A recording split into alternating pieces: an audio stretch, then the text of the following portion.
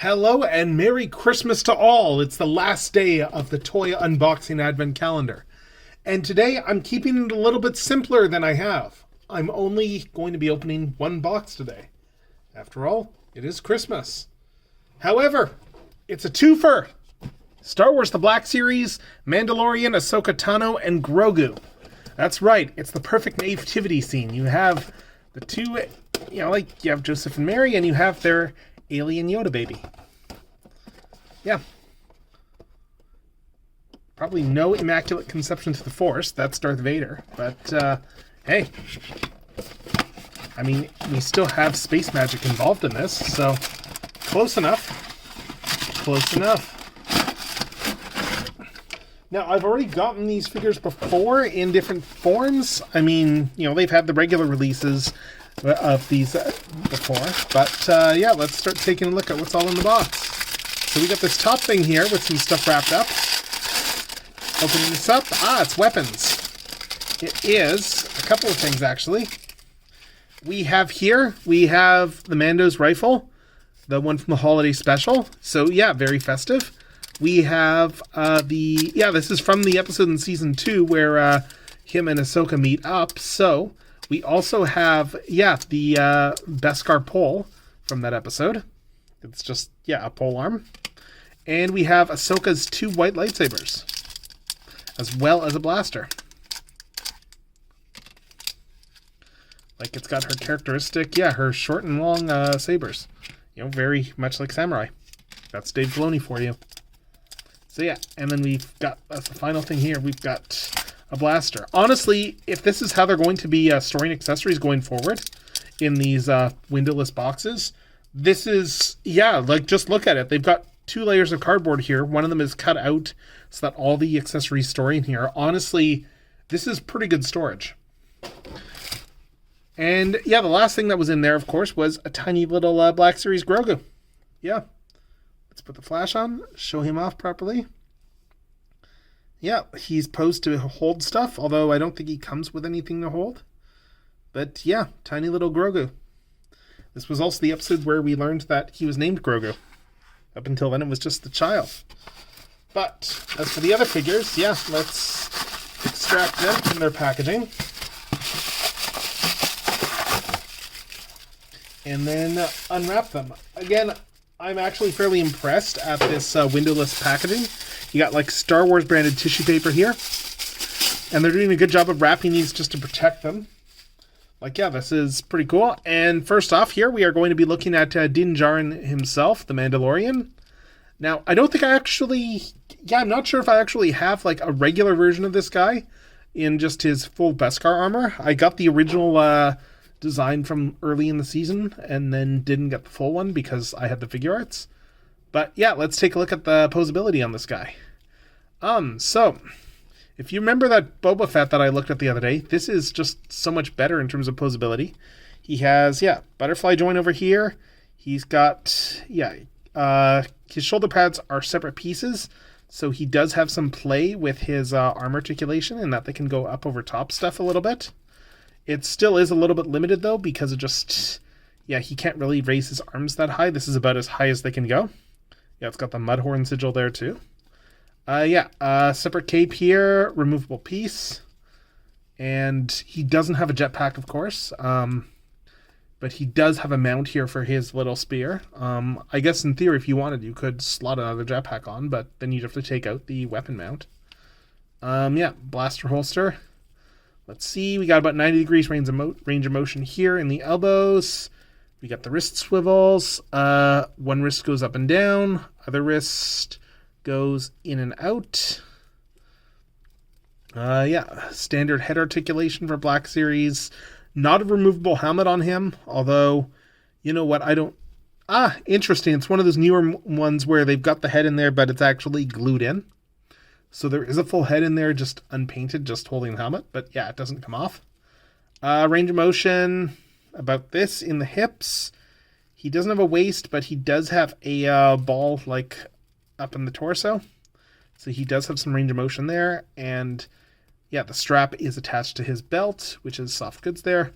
But yeah, just look at this here. It's he's got way more range. He has range of motion here. is blocked a little bit by his armor. That is just a case of, yeah. The armor, though, is attached to the lower biceps. That actually does free up a little bit of articulation if you just spin those outwards a bit. He does not have pinless joints. It's not new enough to have those as a mold, but he does have double jointed knees there, so very good range of articulation. And yeah, and we have the standard ankle rocker there. And that is basically all of his posability. Let's throw his accessories on him, like, throwing the blaster into the holster. Pops off and slide it in, like so. And then we can take, we can, I guess, mount the spear over here. It's got a little slider here for the spear, so we can just stick that in and put it on his back. Alternatively, I think you could probably use this for the other blaster, but I think it's meant more for the spear.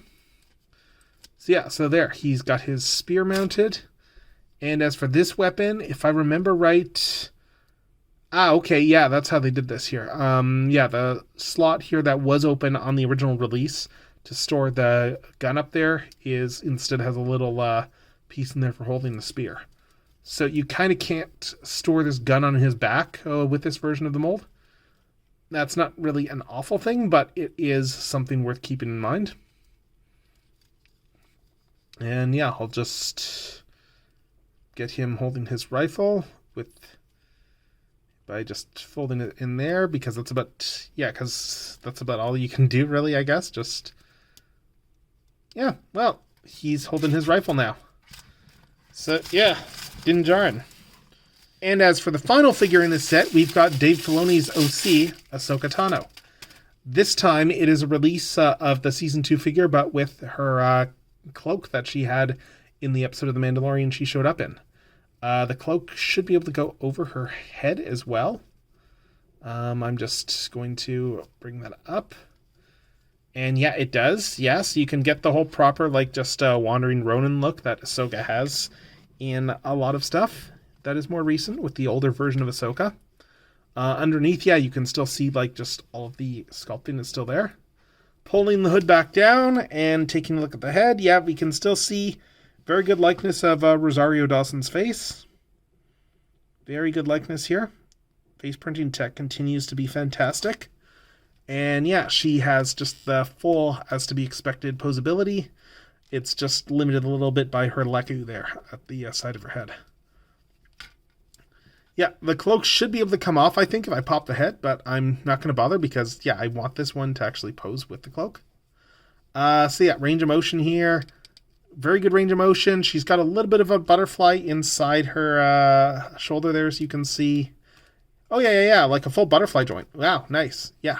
Wow, they went all out on that. So she's got full butterfly joint there. She's got a good range of motion in the shoulders there, universal joints. She only has a single elbow bend here, but it is a pinless joint. Wrist swivel, but... Oh, no, the wrists do have a little bit of give play for up and down for this wrist. It's just a tiny joint, so it's hard to notice. And it's the same with the other one, too.